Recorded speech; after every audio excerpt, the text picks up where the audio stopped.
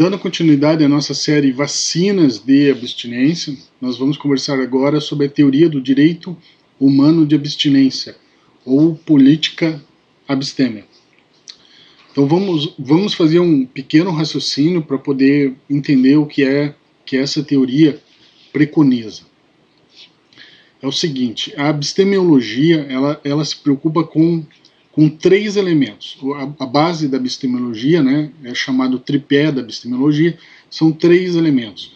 São o abstêmio, o processo abstêmio e a abstinência. Então são três coisas bem distintas. Quem vai fazer o que para obter um resultado? Então nós temos quem, a pessoa que é o abstêmio, vai fazer o que? Um processo abstêmio, uma jornada abstêmia, para obter um resultado que é a abstinência. E esse abstêmio, aqui para a abstemiologia, é uma pessoa que teve um passado adicto. Ou seja, é o abstêmio oriundo de um processo de adicção e que agora ele está lutando para permanecer em abstinência. Então esse é o tripé da abstemiologia. Veja, nós não estamos falando de drogas. As drogas já ficaram no passado, ficaram lá atrás. Elas estão nas costas da abstemiologia. A abstemiologia está olhando para um outro universo. Dentro desse conceito, a gente tem muita dificuldade, porque os abstêmios, de um modo geral, são encontrados alguns meses depois que saem de uma clínica, né? Então a gente tem pouco abstêmio para encontrar. Eles estão mais localizados em grupos anônimos. Então no AA ou no NA nós podemos encontrar os abstêmios. Mas existem diversos outros abstêmios que não fazem parte de grupos anônimos, que fazem parte de sistema religioso, que fazem parte de um sistema ideológico diferente. Então existem abstêmios nas mais variadas esferas, né? Então essa pequena introdução é para a gente perceber que a abstemiologia ela está em outro momento, ela não está lá na adicção. Bom, o que nós vemos aí como política governamental, ou até uma política social mesmo, é no combate às drogas, né? É naquele momento da adicção, do uso e do consumo de drogas, né? Nós temos ali o mero usuário abusivo e adicto, né? Que são pessoas que usam droga. A nossa sociedade massivamente é mera usuária, uma parte dela é usuária abusiva e uma pequena parte é adicta, né? E nós temos na outra ponta os abstêmios que nunca usaram drogas, né? E álcool, ou que vieram depois do uso de drogas e álcool, né? E que é uma parcela muito, muito pequena da sociedade. Mas veja só, toda a política está voltada ao combate das drogas. Na verdade, até é engraçado, né? Porque se fomenta o uso de drogas, tá? Eu sei que é um pouco assustador isso, mas é isso que ocorre, certo? Quando você assiste um comercial de álcool na TV, vendendo cerveja, uísque, eles estão fomentando o consumo de drogas, ou álcool, né? Eu sempre gosto de colocar drogas ou álcool, porque tem gente que faz distinção, embora o álcool seja uma droga. Mas quando nós assistimos qualquer comercial na TV, qualquer propaganda nesse sentido, ou qualquer marketing, esse anúncio publicitário, na verdade, ele está envolvendo o consumo de drogas. Então o Estado se beneficia disso através de impostos, através de diversas formas de arrecadação. Isso também gera empregos, né? A indústria alcoólica gera muito emprego. Então nós temos aí essa questão. O Estado fomentando o uso de drogas ou álcool, e na outra ponta ele tenta combater quem se excedeu, né? Então beba, mas não dirija, né? Veja, que incoerência, né? Mas tudo bem, e isso tudo está lá no aspecto da droga. O que nós vamos falar agora não é sobre as drogas, nem o combate às drogas. Esse combate às drogas seria a profilaxia da adicção. Deixa isso para lá. Nós estamos aqui na abstinência, estamos falando do abstêmio, estamos falando do processo abstêmio e da abstinência. Então não existe mais essa profilaxia da adicção. O que deve ser debatido agora, para a abstemiologia, é um proselitismo abstêmio. Ou seja, é a ideia de abstinência, a ideia de manutenção, de permanência, de incentivo na abstinência. Veja, eu não estou falando de drogas ou álcool, estou falando de abstinência. Então, a coisa muda, o foco muda totalmente, né? Então, nós vamos, toda vez que, por exemplo, tiver um comercial incentivando drogas ou álcool na TV, na verdade esse comercial está violando a minha abstinência, está violando o meu direito de permanecer abstêmio. Ele está me induzindo ao consumo de drogas ou álcool, principalmente para os abstêmios oriundos de um processo de adicção. Eles são bombardeados todo dia com a publicidade ou com o incentivo fomentado pelo Estado do uso de drogas ou álcool. Então veja que situação mais delicada. Existe todo um problema secundário que é gerado lá atrás no uso de drogas ou álcool, né, que os crimes violentos estão sempre, 70% dos crimes violentos associados ao uso de drogas ou álcool. Então nós temos um grande problema lá atrás na adicção, no uso de drogas ou álcool. E aqui na abstinência nós não temos respeito algum. Ninguém respeita o direito das pessoas permanecerem abstêmias. Eu cito isso em outra obra, eu falo sobre absentofobia. Parece que existe um medo dos abstêmios, né? Medo das pessoas que optaram, conseguiram ficar em abstinência. Então, essa nova visão de fomentar a abstinência, né, de não violar o meu direito de ficar abstêmio, ela exige toda uma mudança de política. É uma política completamente diferente, né? Eu vou deixar esse material disponível, assim como todos os outros, para vocês poderem dar uma olhada nisso, né? Eu cito que esse direito de ficar abstêmio é o meu direito, é um direito humano, é um direito fundamental. Todos nós, via de regra, nascemos abstêmios e temos esse direito violado pelo Estado quando fomenta o consumo de drogas ou de álcool, né? E esse direito violado é um direito humano, é um direito inerente a todos nós, e nós temos ele violado sucessivas vezes. Bom, se o direito de ser abstêmio for alçado à categoria de direito humano, nós teremos situações muito delicadas. Por exemplo, as pessoas que cedem sua imagem para o consumo, para a propaganda, né, de consumo, para o incentivo ao consumo de drogas ou álcool, esses artistas famosos, eles estão cedendo a imagem para violar um direito humano. Quem viola direito humano é terrorista. Então veja, se você alçar a abstinência ao patamar de direito humano, nós não podemos ter nada contrário a isso. O que for contrário a isso pode ser denominado como ato de terrorismo, que está violando um direito humano.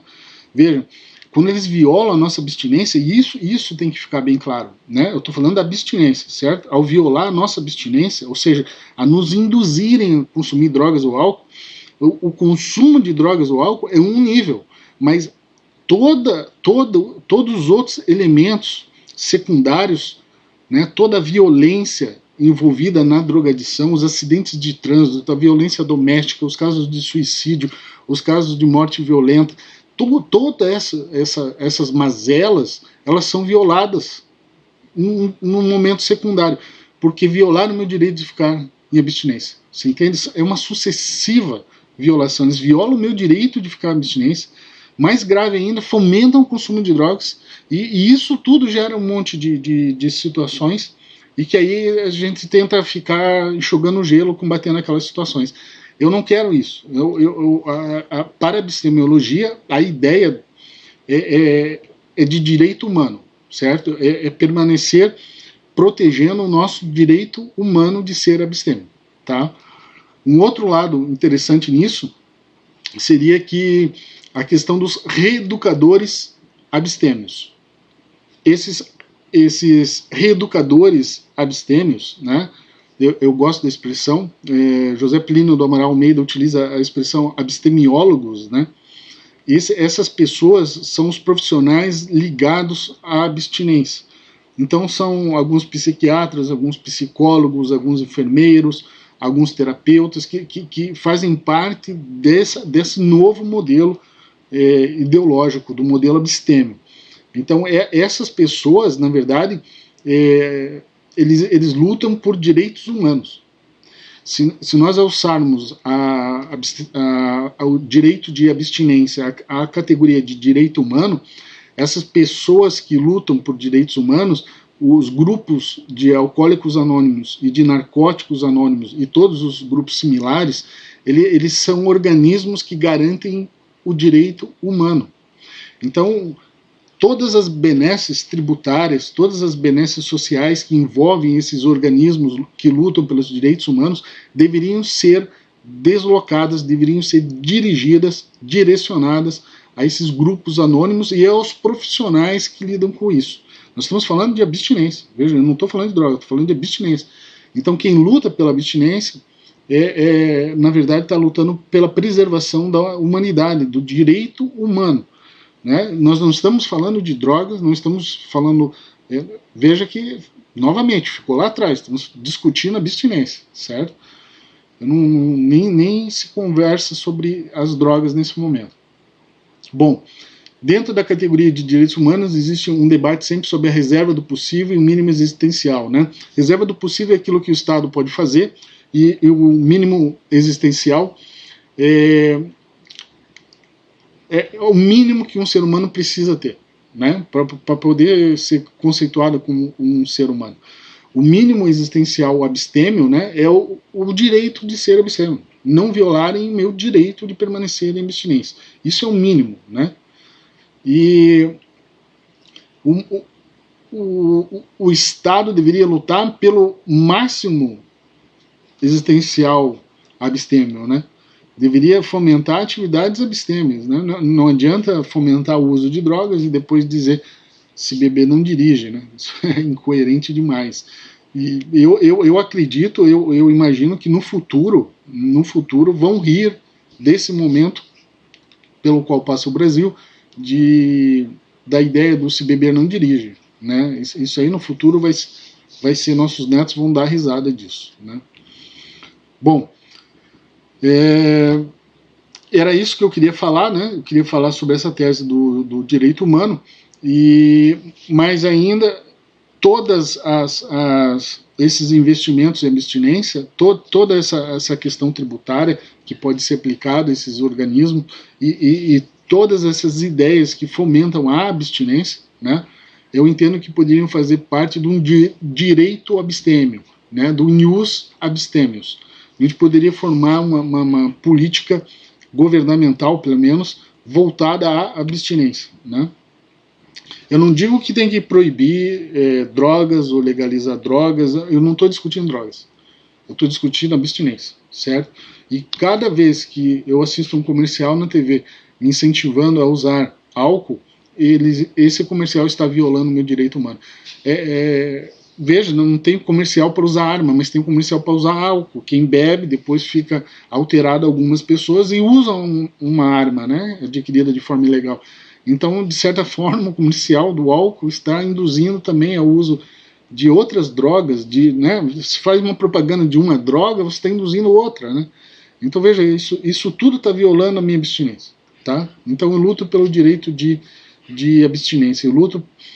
Bom, dentro desse direito do ius abstemius, eu vou citar só um exemplo, existem vários, eu vou citar apenas um exemplo, que seria formar um fundo, né, de todo o comercial, então, que é feito em cima do álcool, do tabaco e drogas similares, né, formasse um fundo e esse fundo fosse destinado a grupos anônimos, né, para subsidiar esses grupos, subsidiar comunidades terapêuticas, clínicas terapêuticas, que são organismos que lutam pelo direito humano abstêmio, certo?